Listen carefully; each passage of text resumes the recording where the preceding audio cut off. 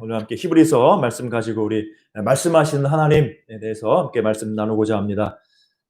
조선시대 때 한양부터 부산 동래까지 가는 길이 있었다고 하죠. 지금은 경부선이 있지만 조선시대 때는 이 길을 영남대로라고 했다고 합니다. 그래서 저 경상도에서 선비들이 과거시험 보러 올라오는 길, 그래서 이제 서울에서부터 한양에서부터 우리 조선 팔도로 이 네 가지 길이, 큰 길이 있었는데 영남으로 향하는 길이 바로 영남대로라고 그래요. 그래서 이 영남대로는 한양부터 해가지고 성남 지나가지고 용인 지나가지고 충청도 음성 또 충주 지나고 문경세제를 넘어가지고 경상도 상주 또 대구 청도 밀양 부산 동래까지 이렇게 갔다고 합니다. 이게 이제 이 조선시대 때 한양과 부산까지의 가는 길이에요. 그런데 그 가는 길이 사람이 걸어서 얼마나 걸린 줄 아세요?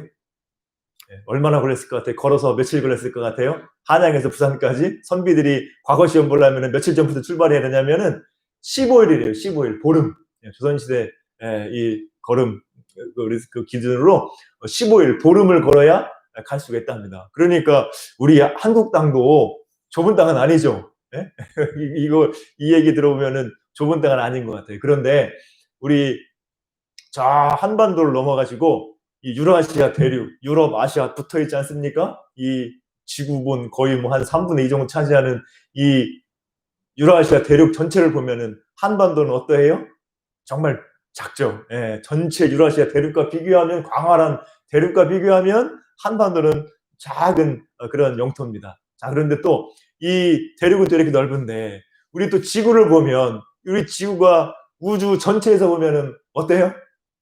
점이죠, 점. 우주 전체. 우주는 우리가 측량할 수가 없는 거죠. 이 태양계 막 또 뭐 은하계가 있고, 은하계가 또 막 수도 없이 많이 우주에 있고, 뭐 은하계가 몇 개 있는지 알 수가 없는 거죠. 우주의 끝이 어딘지 우리는 뭐 상상할 수가 없는 거 아닙니까? 이게 바로 하나님이 창조하신 이 세상이에요. 그러면 하나님이 창조하신 세상이 이러한데, 이 우주에서 보면은 이 지구는 점의 점도 안 되는데, 이 하나님은 얼마나 크고 위대하실까? 우리가 생각해 볼 수 있지 않습니까? 감히 우리가 하나님을 유추할 수 없지만은 이 창조물을, 피조물을 보면, 피조세계를 보면은 하나님이 얼마나 크고 위대한가를 우리가 생각해 볼 수가 있잖아요. 감히 우리 지혜로 측량할 수 없는 하나님, 그 하나님을 우리가 깨달을 수 있습니다. 그렇기 때문에 하나님은 우리보다 높고 높으신 분이기 때문에 우리 인간이, 타락한 인간이 하나님을 스스로 알 수 있는 길은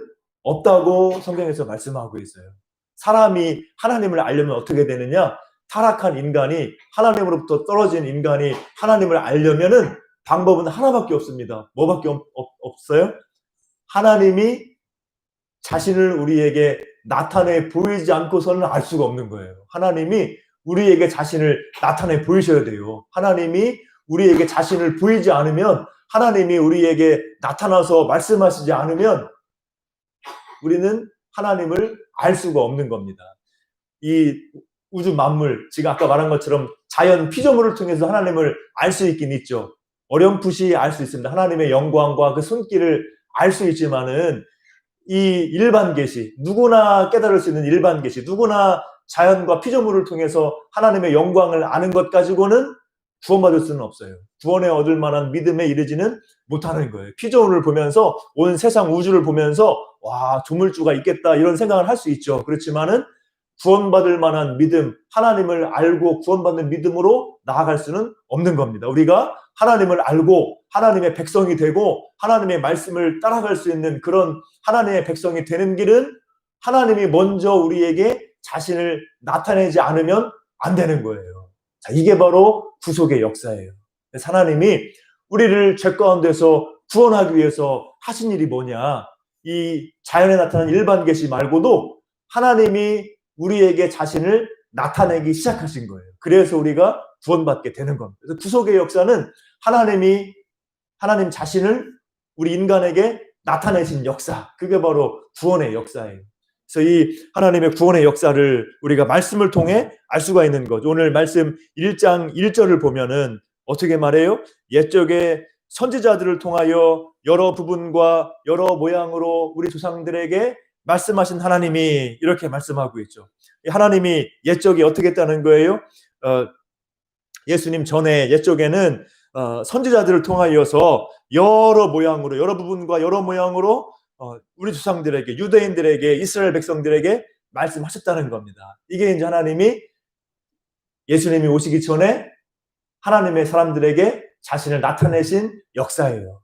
이게 바로 이제 구약 성경입니다. 이스라엘 백성들에게, 유대인들의 조상들에게, 이스라엘 백성들에게 하나님이 먼저 자신을 나타내 보이셨죠. 그래서 여기 여러 선지자들 그랬는데, 여러 선지자들은 이사야, 예레미야 같은 선지자뿐만 아니라 아브라함, 모세 이런 모든 하나님의 종들을 가리키는 거예요. 그래서 예수님이 오시기 전에는, 구약 시대에는 여러 하나님의 종들에게 하나님이 자기를 나타내 보이셔서 말씀을 주신 거예요. 그래서 하나님의 뜻을 나타내셨다는 겁니다. 그래서 하나님께서 하나님의 종들에게 나타나셔서 인류 구원의 길을, 구속의 길을 알려주고 자기 백성을 인도하신 거예요.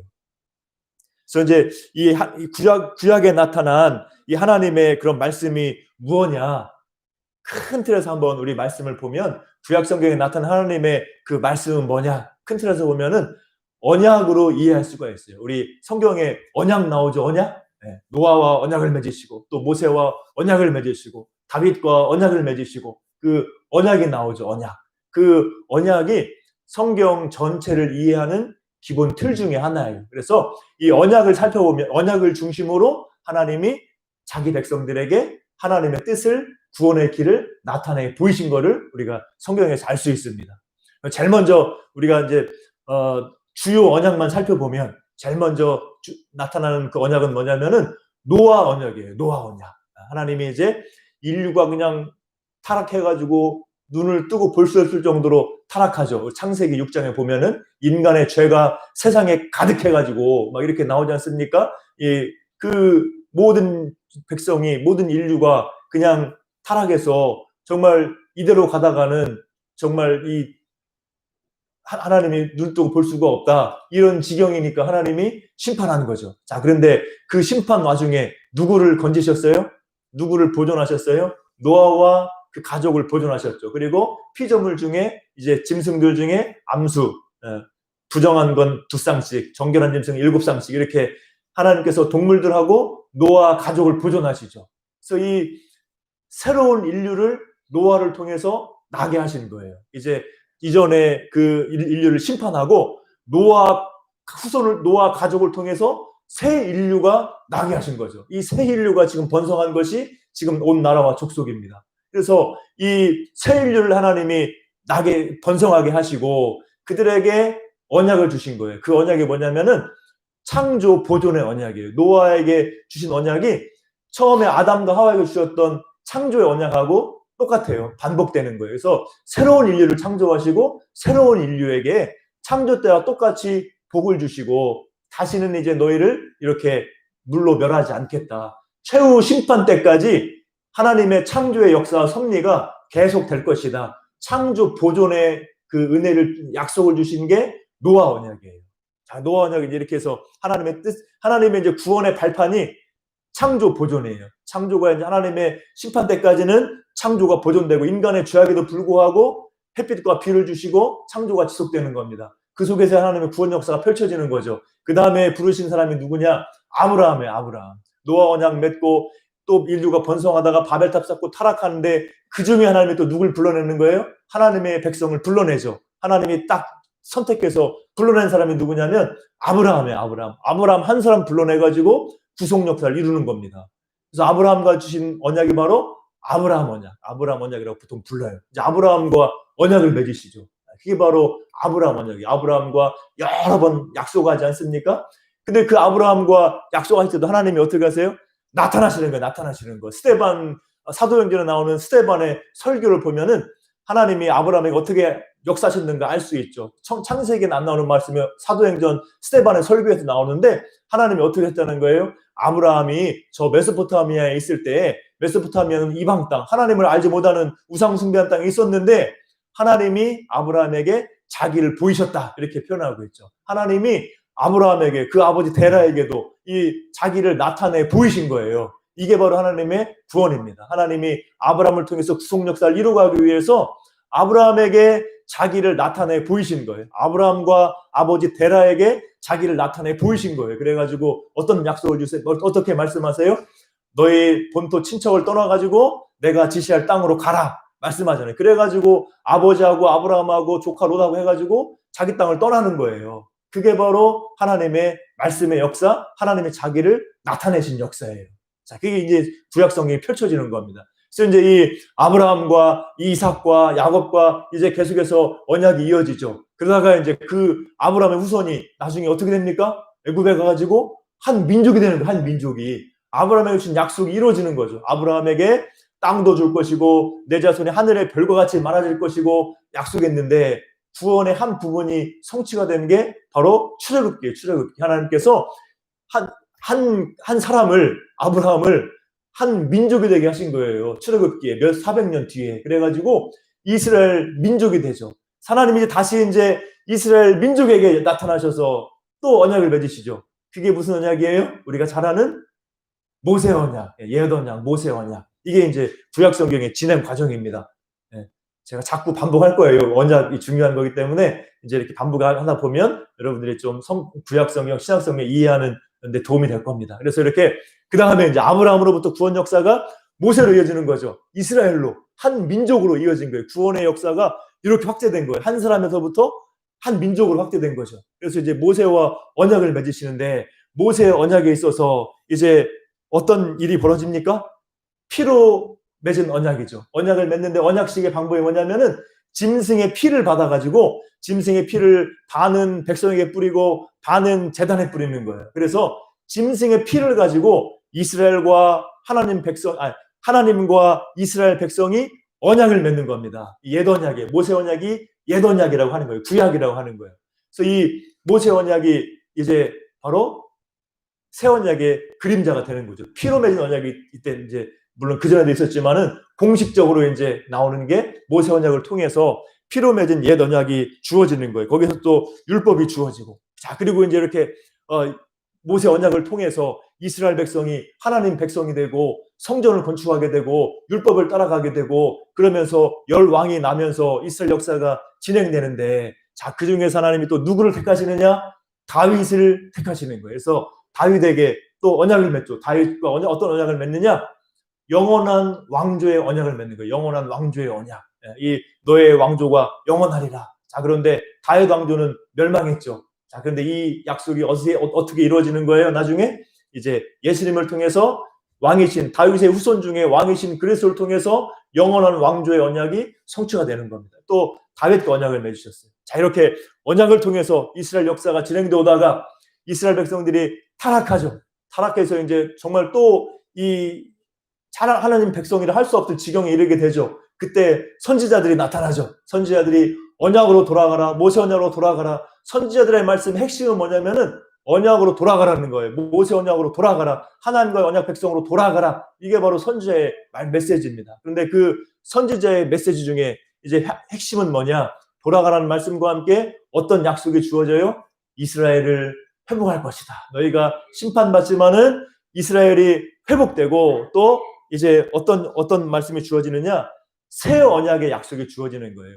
새 언약이 맺을 것이다. 너희 가운데 새로운 마음을 주어서 너희 가운데 새로운 언약을 맺을 것이고 또 성령의 역사를 말하죠. 성령이 임하셔서 이제 성령과 새 언약으로 말미암는 새로운 시대가 열릴 것을 선지자들이 말하는 겁니다. 이게 바로 선지자들의 말씀이죠. 그래서 이 마른 뼈가 살아나는 환상, 또 에스겔 본 이 성전 문지방에서 나오는 그 물이 막 넘쳐가지고 생명수 강을 이루고 거기서 하나님의 백성들이 번성하는 그런 환상이 바로 이 새 언약에 대한 환상이에요. 자, 그리고 그 약속이 마지막으로 성취가 되어서 이 모든 하나님의 구약의 이 언약의 말씀이 성취가 돼서 나타나는 것이 누구냐? 바로 예수 그리스도의 역사, 십자가, 예수 그리스도의 피로 맺은 새 언약의 역사인 줄로 믿습니다. 이 구약 말씀의 성취가 바로 새 언약, 이 구약 말씀의 종결 결론이 뭐냐면은 예수 그리스도의 피로 맺은 새 언약이에요. 이렇게 이게 바로 성경 전체의 하나님의 구원의 스토리입니다. 그래서 이렇게 이 성경을 통해서 하나님이 구원의 역사를 말씀하시는 거죠. 그래서 예수님이 우리를 위해 오셔서, 예수님이 다윗의 후손 가운데 육체를 입고 오셔서 우리를 위해 십자가에서 죽으시고 부활하심을 통해서 우리가 예수님 안에서 새로 맺은 언약 백성이 되는 겁니다. 예수님의 역사를 통해서 어떻게 성취가 됩니까? 아브라함의 약속, 아브라함 언약의 약속이 뭐예요? 너의 자손이 번성하고 땅을 줄 것이고 너의 후손 중에, 너의 씨 중에, 너의 씨로 말미암아 천하 만민이 복을 받으리라. 이 말씀이 성취된 것이 바로 예수 그리스도예요.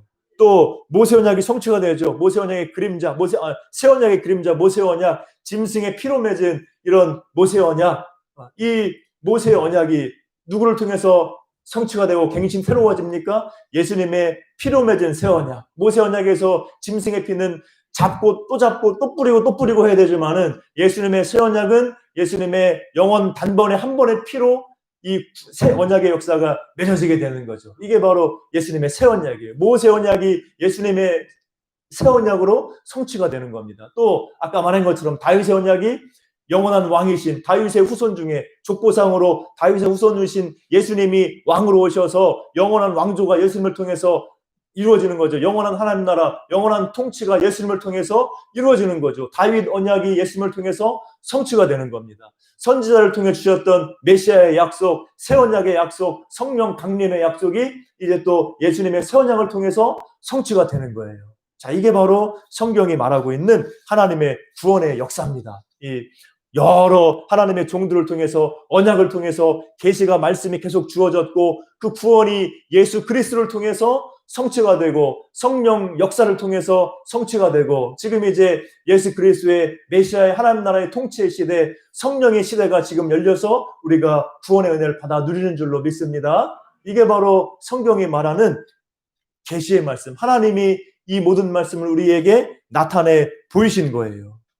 이렇게 오늘 이 말씀처럼 우리는 이 구약 성경 말씀을 통해서 하나님의 영광을 알고 하나님의 그 구원의 은혜를 알고 하나님의 뜻을 우리가 말씀을 통해 알 수 있는 겁니다. 또 우리가 신약 성경을 통해서 하나님의 말씀이 이렇게 성취가 되었고 예수님의 그 말씀을 예수님의 그 모습을 통해서 구약에 나타난 예수님의 영광을 통해서 우리가 하나님을 알 수 있고 하나님의 구속 역사가 어떻게 펼쳐지는지 알 수가 있고 우리가 구원의 길을 알 수가 있고 어떻게 걸어가는 것이 성도의 삶인지 우리가 신약 성경을 통해서 알 수 있는 거예요.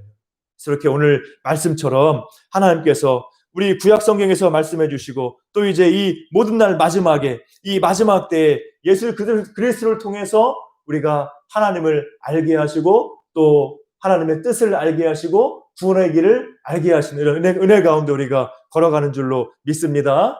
우리는 이 큰 구원의 은혜 가운데 살고 있는 거예요. 우리 성경 말씀을 통해서 하나님의 놀라운 구원의 역사를 우리는 다 알 수가 있습니다. 구약 때에는 부분적으로 나타나는 거예요. 하나님이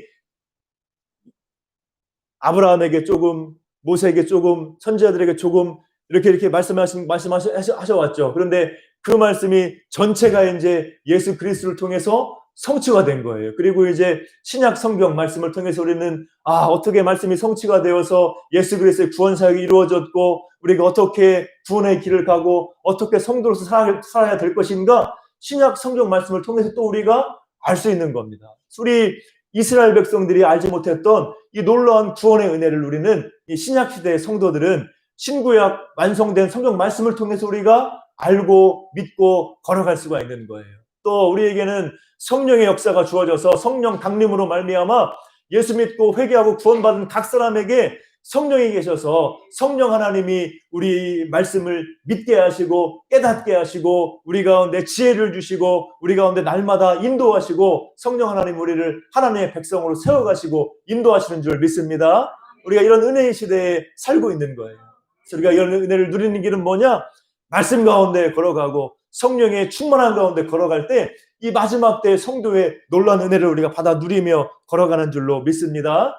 그래서 은혜의 역사는 성령과 말씀의 역사예요. 성령의 역사는 말씀과 함께 역사하는 은혜입니다. 우리가 은혜를 사모하고 회개하고 예수 믿고 은혜를 사모하고 기도하며 걸어갈 때 성령 충만 받게 되는 거예요. 그리고 그 성령 충만은 무엇과 함께 따라오느냐? 말씀의 은혜와 함께 따라오는 거예요. 성령 충만 받은 사람은 말씀의 은혜를 또 받게 되는 겁니다. 성령은 말씀과 함께 역사하는 거예요. 그래서 이 성령의 역사, 성령의 충만은 반드시 말씀과 함께 역사한다. 우리가 성령 충만한 은혜 가운데서 말씀의 은혜 가운데 걸어갈 때에 이 신약 시대 때 하나님의 놀라운 구원의 은혜 가운데 우리가 그 은혜를 받아 누리며 걸어가는 줄로 믿습니다.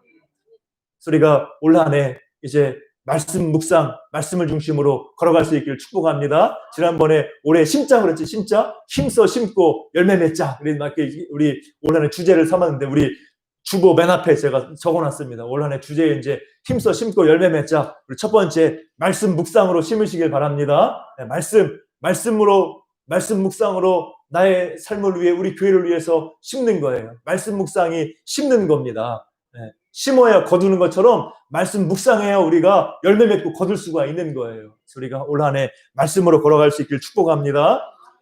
우리 교회 인물 중에 유명한 분이 성 어거스틴이죠. 이 성 어거스틴이 이제 우리 신학 계보에서 우리 개신교 신학 계보에서 징검다리 같은 사람입니다. 예수님이 계셨죠? 예수님이 그 말씀과 예수님의 신학을 누가 이어받았느냐? 사도 바울이 사도 바울이 로마서나 바울 서신 통해서 집전성했죠. 예수님의 메시지와 복음의 말씀을 사도 바울이, 이 똑똑한 사도 바울이 딱 정리해서 우리에게 전해준 게 바울 서신이에요. 로마서를 비롯해서. 자, 근데 그 바울의 그 신학 계보를 잇는 사람이 누구냐? 우리 신학 역사에 있어서 또 집대성한 이 사람이 누구냐? 어거스틴이에요. 어거스틴. 네, 어거스틴 참회록도 유명하고 책도 많이 쓰지 않습니까? 이 어거스틴인데 어거스틴이 본래 어떤 사람이에요? 본래는 아주 그냥 한마디로 부모님 속썩이는 어머니 그냥 가슴을 그냥 휘어 파는 그런 이 방탕아가 바로 어거스틴이었어요. 그래가지고 너무 똑똑하다 보니까 그냥 자기 마음대로 사는 거죠. 그래가지고 막 그냥 성적으로도 방탕하고 막 소녀하고도 막 결혼해서 막 임신하게 만들고 막 이런 사람이 어거스틴이에요. 거기다가 또 똑똑하니까 또 이 정신적인 방황을 많이 하죠. 그래가지고 어디 빠지느냐? 만이교에 빠져요. 만이교. 당시 이 종교인 만이교라는 이상한 종교에 빠져가지고 막 거기서 이제 헤어나지 못합니다. 그런데 만이교가 진리가 아니죠. 그러니까 똑똑한 어거스틴이 거기서도 마음의 안정을 못 찾는 거죠. 이제 그 만이교에 아무리 심취해도 거기서 구원의 길을, 평안의 길을 찾지 못하는 겁니다. 그냥 삶은 방탕해지고 그런 어려움 가운데 있고 어머니 모니카에서는 그 아들을 위해서 얼마나 기도를 합니까? 자, 그런데 어떤 역사가 벌어져요? 어머니의 기도 덕분인지 이 어거스틴이 하나님의 음성을 듣게 돼요. 초자연적인 역사가 나타나서 이 은혜를 체험합니다. 이 어거스틴이. 그런 방탕함 가운데서 그 방황하는 가운데 있다가 하나님의 음성을 듣게 돼요. 그래서 성경을 읽어라. 하나님의 말씀을 읽어라. 이런 음성을 듣게 됩니다. 마음에 이 감동을 받아가지고 성경을 펼쳐요. 그래가지고 읽다가 은혜 받은 부분이 어디냐? 어떤 예화에서는 펼치자마자 딱 나왔다고도 하는데 그건 잘 모르겠고 하여튼 어거스틴이 은혜 받은 말씀이 뭐냐면은 로마서 말씀이에요. 로마서 13장 13절부터 14절에 나자와 같이 단정히 행하고 방탕하거나 술 취하지 말며 음란하거나 호색하지 말며 다투거나 시기하지 말고 오직 주 예수 그리스도로 옷 입고 정욕을 위하여 육신의 일을 도모하지 말라. 이 말씀에서 그냥 꼬꾸라지는 거예요. 이 어거스틴이 자기의 모든 삶을 압축해서 표현하고 이런 가운데 어떻게 될까를 길을 보여주는 이 말씀에서 빛을 받은 거예요. 오직 예수 그리스도로 옷 입고 정욕을 위해 육신의 일을 도모하지 말라. 이 말씀에서 그냥 큰 은혜를 받고 감동받아가지고 어거스틴이 변화가 되는 겁니다. 그래가지고 위대한 교부, 이 어거스틴, 위대한 하나님의 사람으로 쓰임받는 거예요. 자, 이게 바로 말씀의 역사인 줄로 믿습니다. 성령의 역사는 말씀의 역사로 이어지는 거예요. 성령의 역사는 말씀과 함께 역사해서 그 성령이 말씀을 통해서 우리를 뒤집고 우리를 변화시켜 나가고 우리를 더욱더 성숙하게 하고 우리를 더욱더 성장하게 하는 거예요. 우리는 예수 처음 믿을 때 젖먹이 어린아이와 같은 거예요. 영적으로 보면. 근데 우리 젖먹이 어린아이 같은 우리의 심령을, 우리의 믿음을 자라게 하는 게 뭡니까? 하나님의 말씀이에요. 말씀이 젖입니다. 젖. 그래서 우리가 하나님의 말씀을 통해서만 우리는 성장하고 변화될 수가 있는 거예요. 우리가 이런 은혜 가운데 걸어가야 될 줄로 믿습니다. 전에 들었던 얘기 중에 하나가 뭐냐면은 어떤 스님이 있었어요. 스님이 자세한 건 모르겠는데 어떤 죄에 연루가 돼가지고 감옥에 가게 됐어요. 감옥에. 스님이 감옥에 가가지고 할 일이 없잖아요. 그러니까 교도관한테 불경 좀 구해달라고, 불경 좀, 스님이니까 불경 좀 구해달라고. 그런데 그 교도관이 계속 뭐만 갖다 주면 성경만 갖다 주더래요. 믿는 분인지 잘 모르겠는데 불경 없다고, 우리는 불경은 없고 성경밖에 없다고. 그래서 갖다 주래. 그래가지고 대충 보다가 돌려주면서 좀 불경 좀 구해달라고, 불경.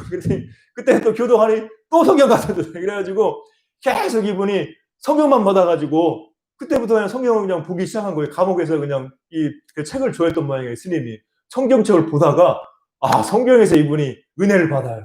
성경을 통해서 이제 회개하고 예수 믿는 겁니다. 그래가지고 이제 나가면 내가 이제 스님 벗는다, 이거 승복 벗는다, 이제 나는 이제 예수 믿는 사람 살겠다, 이런 결심을 하고 나와가지고 나오자마자 전화한 게 누구냐면 목사님한테, 어떻게 아는 목사님, 뭐 교도소에서 알게 됐는지 하여튼 어떤 목사님한테 전화해서 선포를 하죠. 나 이제 중 안 되고 예수 믿고 걸어가겠다 선포하고 그 다음부터 예수 믿고 살아가는 거예요. 그리고선 나중에 이제 또 이제 뭐 통하는 게 있나 보죠. 예수님 복음을 전파하는 목사로서 이렇게 안수까지 받게 됩니다. 그래서 이런 역사가 말씀을 통해서 이루어지는 줄로 믿습니다. 말씀이 우리를 변화시키는 거예요. 그래서 우리가 올 한 해 이 말씀을 갖게 하고 말씀의 은혜 가운데 걸어가고 말씀을 따라 성장하고 말씀을 따라 우리가 실천하면서 열매 맺으며 살아가기를 주님의 이름으로 축복합니다. 우리 예수님이 하신 말씀 중에 지상명령이죠. 지상명령. 마태복음 28장 18절부터 20절까지 이게 바로 지상명령이 너희는 가서 모든 민족을 제자로 삼아 아버지와 아들과 성령의 이름으로 세례를 베풀고 내가 너희에게 분부한 모든 것을 가르쳐 지키게 하라. 이게 예수님의 지상명령이에요. 예수님의 마지막 최고의 명령. 그래서 지상명령입니다. 예수님의 지상명령 잘 알죠? 가서 제자를 삼아 세례 베풀고 내가 너에게 분부한 모든 것 말씀을 가르쳐서 지키게 하라. 이게 바로 지상명령이에요. 그런데 잘 이해할 게 뭐냐면은 여기서 이제 핵심은 뭐냐면 제자를 삼으라는 거예요. 제자를 삼으라. 앞에 나오는 거 가서 모든 민족을 제자로 삼으라. 예수님의 명령은 제자 삼으라는 명령이에요. 그런데 그 뒤에 나오는 거는 제자 삼는 방법입니다. 어떻게 제자를 만드느냐, 어떻게 예수님의 그 제자를 만드느냐, 방법이 뒤에 나오는 거예요. 방법이 뭐예요? 먼저 1번, 아버지와 아들과 성령의 이름으로 세례를 베풀고. 제자를 삼는 게 예수님의 명령이 우리가 할 일이에요. 제자를 삼는 거 첫 번째 방법은 뭐냐? 뒤에 게 설명입니다. 성부와 성자와 성령의 이름으로 세례를 베풀고, 이제 복음전에서 세례 주고, 그 다음에 뭐예요? 두 번째가 뭡니까? 내가 너에게 분부한 모든 것을 가르쳐 지키게 하라. 이게 두 번째 방법이에요. 예수님의 말씀을 지키도록 가르쳐라. 이게 두 번째 방법입니다. 그래서 제자를 삼으라는 건 명령이고, 제자 삼는 방법이 뭐예요? 복음전에서 세례 주고, 그 다음에 두 번째는 세례 주고 끝이 아닌 거죠. 예수 믿어서 구원받아서 끝, 이게 아니라 그 다음 뭡니까? 세례 주고 구원의 확신 주고 그 다음에 말씀을 지키도록 가르치라는 거예요. 그래야 제자가 된다는 겁니다. 믿고 세례받는 것으로 끝나는 것이 아니라 그 사람이 예수님의 말씀을 지키도록 가르치라는 거예요. 하나님의 말씀을, 예수님의 말씀을 가르쳐야 그 사람이 제자 된다는 겁니다. 그러니까 제자 삼는 방법은 복음전에서 세례 주고 그 다음에 예수님의 말씀을 따라 살도록 가르칠 때 이 사람이 제자가 되는 거예요. 이 말씀을 기억해야 됩니다. 그래서 우리 이 말씀을 달리게 생각하면 뭐예요? 제자가 되려면 어떻게 되는 겁니까? 예수 믿고 세례받는 것으로 끝나는 것이 아니라 예수 믿고 이제 구원받아서 세례받은 세례교인으로서 이제 예수님의 말씀을, 하나님의 말씀을 배워야 된다는 거예요. 배워야 된다는 거. 하나님의 말씀을 알고 배워서 말씀대로 따라가야 제자가 된다는 그런 말씀이죠. 그래서 이렇게 말씀이 중요한 겁니다. 우리가 말씀을 배워야 되고 말씀을 가르쳐야 되는 거예요. 그래서 하나님의 말씀으로 제자를 만드는 겁니다. 그래서 우리가 이 말씀을 기억하고 우리가 올 한 해 더욱더 주님 말씀을 우리가 가까이 하고 묵상하고 배우며 말씀을 따라 살아가기를, 실천하기를 힘쓴 여러분 되시기를 주님의 이름으로 축복합니다. 말씀을 배우려면 겸손해야 돼요. 겸손. 나는 똑똑해서 말씀 몰라도 돼 이런 게 아니라 나는 똑똑해서 나 혼자 말씀 다 할 수 있어. 뭐 이런 자세가 아니라 하나님 저는 아직 영적으로 어려서 모릅니다. 저는 부족합니다. 도와주세요. 이런 마음을 가지고 주님의 은혜를 사모하고 성령님의 도우심을 구하면서 말씀을 묵상해야 됩니다. 그게 우리가 말씀을 깨닫는 법이에요. 성령 하나님이 도우시지 않으면 말씀을 지식으로만 알지 우리가 영적으로 우리 마음으로 감동을 받지는 못하는 거예요. 우리가 겸손한 마음으로 성령 하나님의 도우심을 구하면서 이 말씀을 통해서만이 내가 변화되고 성장할 수 있다는 그런 믿음을 가지고 사모하며 우리가 말씀을 읽어야 될 줄로 믿습니다. 예. 말씀은 꿀과 같은 거예요. 말씀을 읽고 읽다 보면 더 말씀의 맛을 알게 되는 겁니다. 고기도 먹어본 사람이 먹는다고 하잖아요. 고기 못 먹어본 사람, 잘 못 먹어본 사람은 어렸을 때부터 풀만 먹은 사람은 고기 잘 못 먹잖아요. 근데 고기도 한번 먹고 또 먹고 하다 보면 고기 맛을 알게 되잖아요. 그런 것처럼 하나님의 말씀도 마찬가지예요. 처음에는 어려울 수가 있고 힘들 수가 있지만은 그냥 내가 깨달아지고 아는 것부터 읽어 나가기 시작하는 겁니다. 묵상하기 시작하는 겁니다. 그리고 또 자꾸 설교 말씀을 듣고 또 말씀을 배우는데 자꾸 참여하고 이러면서 말씀의 맛을 알아갈 때 우리가 더 말씀을 깊이 알게 되고 은혜 가운데 걸어가는 줄로 믿습니다. 요즘에는 말씀을 우리가 맘만 먹으면 알 수 있는 길이 굉장히 많습니다. 여러분들이 말씀을 이제 이렇게 하나하나 읽어갈 수도 있고 또 요즘에는 스마트폰 앱에서 성경 이거 들려주는 거 그걸 뭐라 하죠? 까먹었네. 예. 성경을 들려주는 앱도 있잖아요. 그 성경 성경 낭독하는 거. 그거를 그냥 듣기만 해도 되잖아요. 그냥 틀어놓고 들을 수도 있고 성경을 묵상할 수가 있고 또 이제 우리 본교회 설교 말고도 어떤 분은 막 자기 교회 설교 말고 못 듣게 하는 분도 있는데 저는 그렇게 생각하지는 않아요. 우리 뭐 케이블 TV 같은 데서도 우리 좋은 목사님들, 신뢰할 만한 목사님들 그런 설교 말씀 있잖아요.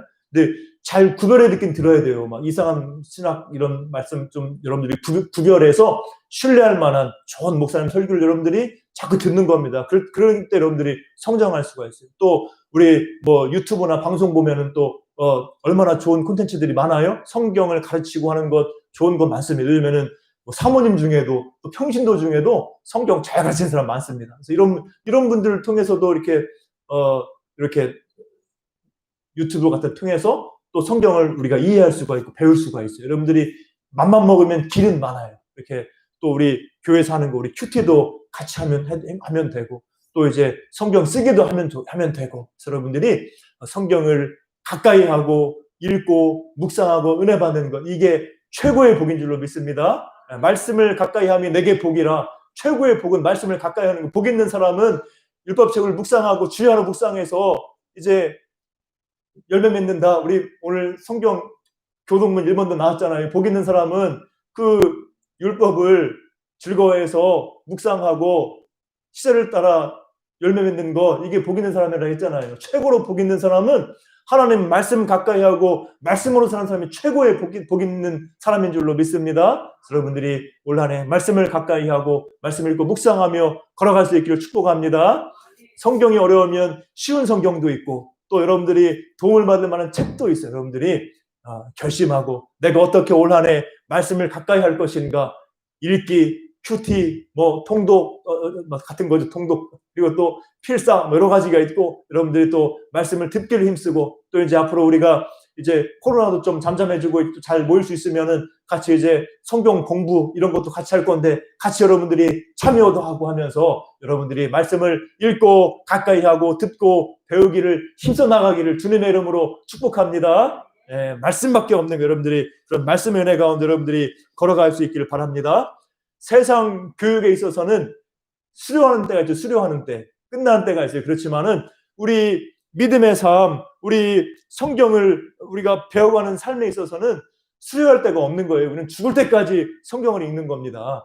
은퇴하신 원로 목사님이 성경을 보는데 내가 수십 년간을 읽고 설교했지만은 날마다 새롭다는 거예요. 막 70, 80에 되어서 읽어도 성경에 이런 말씀이 있었나 날마다 새롭다는 겁니다. 성경이 그러한 거예요. 아무리 읽고 묵상해도 성경은 새롭고 우리 가운데 생명과 힘을 주는 말씀인 줄로 믿습니다. 성경을 읽고 묵상하고 배우는 데 있어서는 졸업할 때 수료할 때가 없는 거예요. 성경 읽기 수료할 때는 예수님 앞에 섰을 때입니다. 우리가 그때임을 기억하고 우리가 우리 생명 다할 때까지 하나님 말씀을 가까이 하고 묵상하며 걸어가길 소원합니다. 제가 전에 신방 갔을 때 지금 갑자기 생각나 사실 하는 말씀이에요. 연로하신 권사님이 계셨어요. 80인 90다 돼가는 권사님이셨는데 걸음도 잘 못 걷습니다. 걷긴 걷는데 아무리 걸어도 발이 잘 안 나가요. 그런 증상이 있대. 이게 의학적으로 뭐 있대요. 처음 알았는데 연세가 들면은 이제 어떤 분 같은 경우는 막 앞으로 나가려고 하는데 발이 잘 안 나가는 거예요. 그래가지고 여기서 여기 가는데도 몇십 분 걸리는 거예요. 걸어갈 때. 이제 그런 상황인데도 불구하고 이분이 소파 앞에 항상 뭐가 있느냐? 이 보면대가 있는 거예요. 보면대. 이 테이블이 낮으니까 우리 찬양 인도할 때 하는 보면대 있죠? 보면대를 딱 소파 앞에 있어요. 그리고 거기에 항상 큰 글자 성경이 얹혀 있는 거예요. 그래서 돋보기 쓰고 늘 보는 겁니다. 이렇게 우리는 평생에 말씀을 묵상할 수가 있어요. 그러니까 평생에 말씀을 묵상하고 그 말씀을 즐거워하고 은혜대로 걸어가는 것, 이게 바로 최고의 복된 삶인 줄 알고 올 한해 말씀의 은혜 받고 승리하는 여러분 되시기를 주님의 이름으로 축복합니다. 예, 기도하겠습니다. 사랑과 은혜가 풍성하신 아버지 하나님 감사합니다. 오늘 말씀을 통하여서 우리 가운데 하나님께서 우리에게 구원의 길을 나타내 보이시고 저 노아 때부터 우리 아브라함에서부터 우리 이스라엘 백성들에게 선지자들에게 또 이제 예수 그리스도를 통하여서 말씀이 성취되게 하시고 또 예수님을 통하여서 사도들을 통하여서 우리에게 신구약 성경의 말씀을 우리에게 주시니 감사드립니다. 우리가 이 놀라운 은혜의 시대에 살아감을 깨닫게 하시고 우리 가운데 이렇게 신구약 성경 마음껏 볼 수 있는 이런 은혜 가운데 걸어갈 수 있다는 것 얼마나 큰 은혜인가 우리가 깨닫고 감사하게 하시고 우리가 또 성령의 충만함 받아서 각 사람에게 성령이 임재해 계셔서 그 성령 하나님의 말씀을 믿게 하시고 깨닫게 하시고 은혜 베푸시는 것 우리가 누리게 하시니 감사합니다. 아버지 하나님, 우리가 이런 은혜의 시대, 이 새 언약의 시대, 메시아의 시대, 이 성령의 시대에 살아가게 된 우리는 하나님의 백성들로 삼아 주시옵소서. 인도하여 주시옵소서. 성령의 역사 가운데서 말씀의 은혜 가운데 살아가게 하여 주시옵소서. 하나님의 말씀을 우리가 가까이 하며 말씀을 읽고 묵상하며 깨닫고 말씀대로 우리가 변화되고 성장하고 실천하며 열매 맺는 복된 삶이 되게 하셔서 우리가 이 마지막 때에 이 말씀의 시대에 성령의 시대에 날마다 은혜 가운데 걸어갈 수 있도록 내 평생에 주님의 말씀을 가까이 하며 말씀을 묵상하며 걸어가는 저희들 될 수 있도록 말씀을 즐거워하며 주야로 묵상하며 열매 맺는 삶을 살아갈 수 있도록 인도해 주시고 함께하여 주시옵소서. 또 우리 교회가 이 말씀의 역사 가운데 귀하게 쓰임받으며 놀라운 구원의 역사, 성숙의 역사, 성장의 역사, 변화의 역사가 우리 중도제일교회 이 말씀을 통하여 나타날 수 있도록 인도하여 주시옵소서. 함께 하시 주님 믿고 감사드리오며 예수님의 이름으로 기도하옵나이다. 아멘. 우리 함께 찬